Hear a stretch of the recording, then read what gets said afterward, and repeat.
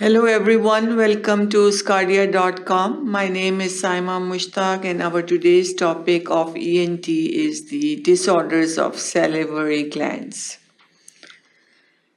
We will discuss this topic in 5 sections. In the first section, we will talk about the non-neoplastic disorders of the salivary gland, which will include chronic recurrent sialadenitis, then sialectasis and granulomatous diseases, and also salivary calculi or stone in the salivary gland. Calculi is the term used for the stones.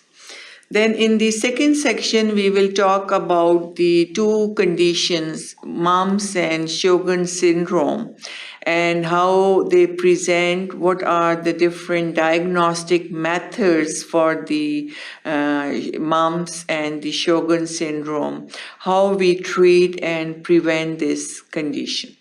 And then also both of the conditions, Sjogren's also known as sicca syndrome and the Mumps. Then in the third section, we will talk about the clinical features, investigation and treatment of acute suppurative parotitis.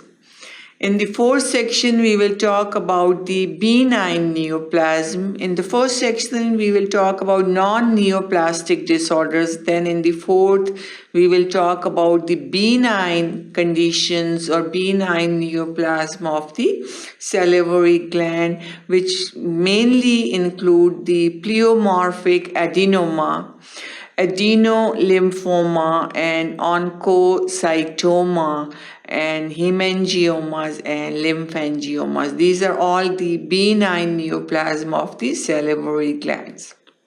Then in the fifth and final section, we will talk about the malignant neoplasm like mucoepidermoid carcinoma, malignant mixed tumor, and lymphoma, sarcoma, and Fraze syndrome.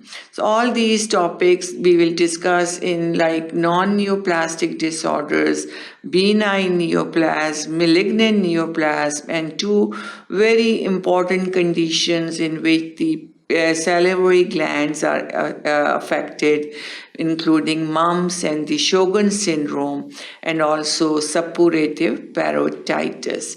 So keep watching sqadia.com to learn about these topics.